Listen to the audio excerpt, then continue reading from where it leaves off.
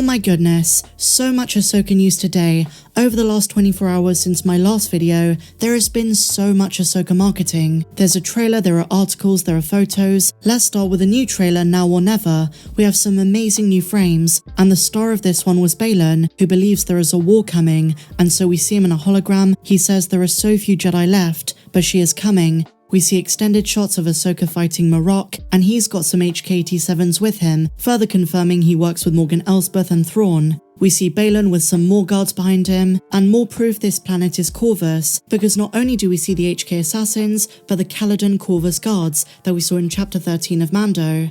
Another really cool shot is Marok igniting his lightsaber, just like the Inquisitors used to. My two favourite shots of this trailer though are Ahsoka and Sabine running through the forest, and this phenomenal shot of the ghost, not to mention our first glimpse at Jason Syndulla in live action, sat next to his mum.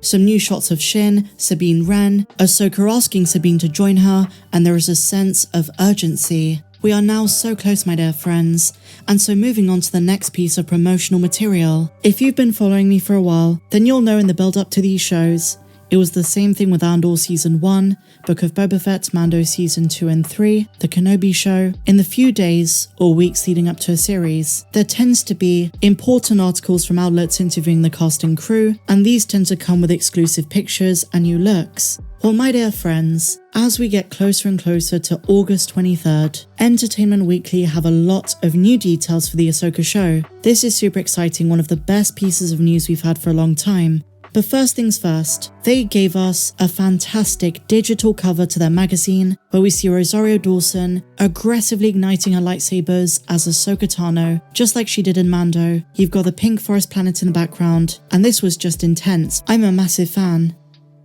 Some of these new pictures are fantastic. My favourite is Sabine's feline friend, her Loth cat, and they say it's keeping the legacy of Star Wars Rebels alive, an animatronic practical puppet. And another great shot is this one of Ahsoka and her Yang.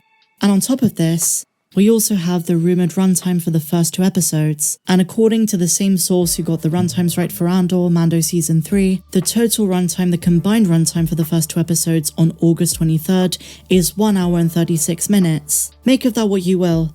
I think that's quite good. That is going to be some fun entertainment to break down. And as always, my dear friends, I will be breaking down every episode every single Wednesday. It's going to be fun. Now, before we dive into the article, as always, please be sure to hit that big red subscribe button if you've not done so. Turn on the bell for notifications. I'm trying to grow the channel, so let's do this together. Share this video out there, hit the like button, do all of that good YouTube stuff. And I should just say, as the Ahsoka media blitz really starts on a big scale, a lot of this stuff is recycled from actors. They kind of say the same things in multiple interviews. I've tried to reduce that down as much as possible, but as always with all my news updates, I've put timestamps down below so you can skip forward to different interesting topics throughout this video. So no more jibber jabber.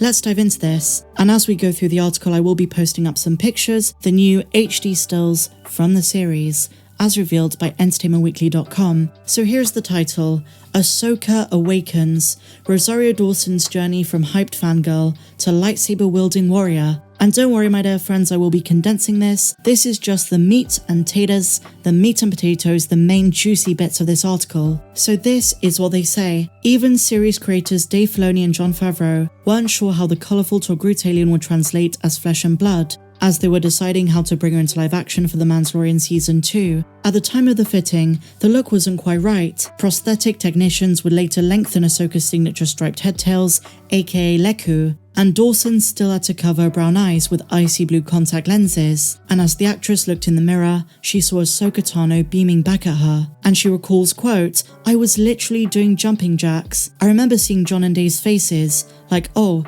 did we make the right decision? She's a little bit hyped fangirl." So just to pause here for a quick second, they're mentioning bringing Togruta into live action, but specifically the character of Ahsoka Tano to get the look right. In all of these interviews, in all of these articles, and this goes back quite a long way, at no stage do they ever mention Shaak Ti.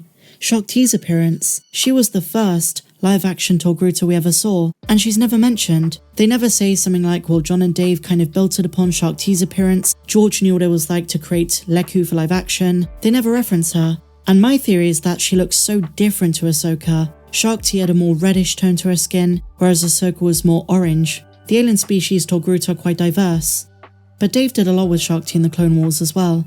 She was awesome, and as I say, a very different look to Ahsoka. Ahsoka's a main character, Shaak Ti wasn't.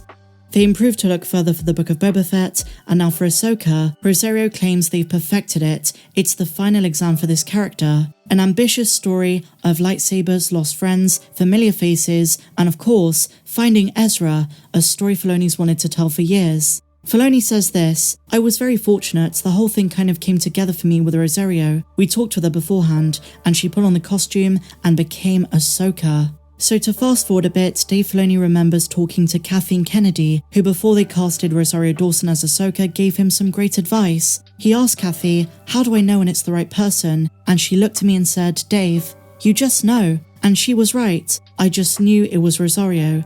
And that kind of brought Ahsoka together for me, and off we ran. Entertainment Weekly say that speaking to Rosario about Ahsoka is like talking to a human Wikipedia article come to life. She's become an expert of her own character, being obsessed with the Clone Wars, Rebels, and Tales of the Jedi. She even speaks of Eckstein's voice performance with reverence, and saying the day that Ashley came to set was one of the best days on that set. And as I said before guys, I hope they dress Ashley up as some kind of character in this show. She's not playing the live action version of the character she voiced, but it'd be good to have her in there in some way, shape or form, just as a nod to what she's given to this franchise and to the character. So now we have a huge reveal. They talk about Ahsoka the White. This is something that Dave Filoni's avoided talking about, and the same with Rosario until now. Rosario said she was kind of obsessed with it. In animation in Star Wars Rebels, she says, quote, "You saw her go to the White." But what I love is the idea that there was another level to her. Dave and I talked a lot about the Gandalf the Grey and Gandalf the White looks, talking about that transition, how she's become someone very capable and excellent and looked up to as a leader, but she still has levels of development to go. So she's not saying for certain if Ahsoka the White is going to be in this series, but I imagine that's going to be in one of the last episodes. She's kind of hinting Ahsoka's working her way up to that point, in the Force. Rosario then talks about the weeks and months of physical training and agony, something shared by Natasha Liu Bordizzo and Harrison Jewler actress Mary Elizabeth Winstead. And then we get a bit of a tease for episode 1. When the series begins, Ahsoka is lonely.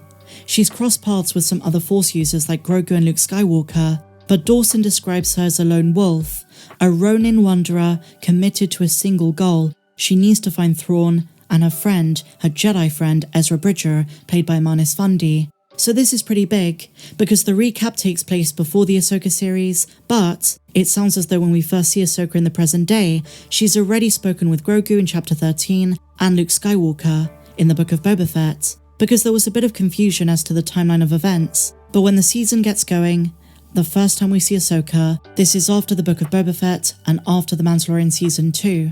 So the timeline is quite simple, there's no jumping around, at least not in the main bit. As I say, there might be some kind of intro, which does give a recap of events, and maybe some kind of introductory monologue. I can see them doing that for a show like this, in the same style as the voiceover for the Star Wars Rebels epilogue. But they do state she's not alone for long. Ahsoka reunites with Sabine Wren, who they do tease is still doing graffiti. And on the subject of scenes with Ezra's lightsaber, Bordizzo remembers spending months wielding the blade, trying to learn different skills. The stunts took a lot of time, she says, and it feels performative, but it's more like the fun of the action. And she says, quote, "Every action scene in our own show is very parallel to the story. Every move is thought out, to where they would comment that a certain move did or didn't feel like Sabine. So basically, everything is intentional, everything was scrutinized, and that's going to translate well on screen." Mary Elizabeth Winstead talks about the fact she's married to Ewan McGregor, so in their household there are two main Star Wars characters, Hera and Obi-Wan Kenobi, but of course, as far as we know, Ewan was not involved in this series, but they're passing on the love of Star Wars to their kids.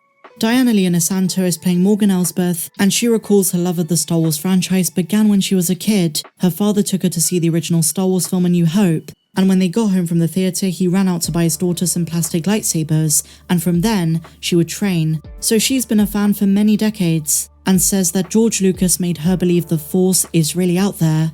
They also paid tribute to Ray Stevenson, and they mentioned Shin Hati, Ivana Sakno's character who is Balin's apprentice. She doesn't say much, but she says that she's trying to find her own voice. She's impatient, but she's a seeker. Is this teasing that she might betray Baylan?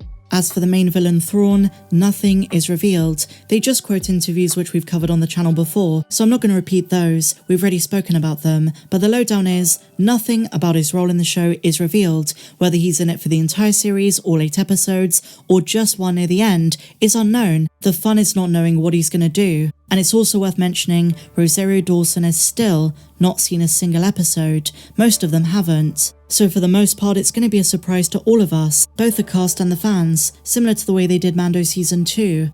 But the article does mention something very important. The show's audience, or the target audience, is something of an anomaly. Unlike Boba Fett, Andor, Kenobi, and Mandalorian, Ahsoka's target demographic is legions of younger Star Wars fans who grew up on the Clone Wars and Rebels, people now in their 20s who are hungry for the next chapter. And unlike most shows, there is more homework with this one. And even the producers on the show are not certain how it's going to play out, how the numbers are going to translate. And that is something I've mentioned before. It's going to be interesting to see, because there will be hardcore devotees, but also curious casual fans who've not even seen the animated stuff. So hopefully it is for everyone, and this show does well. But EW.com say, Dave was very thoughtful in crafting the narrative in a way that invites people in. The show tells them everything they need to know.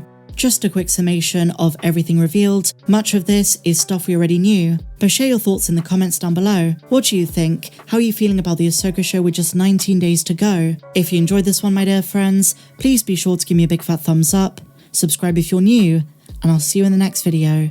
May the Force be with you, always.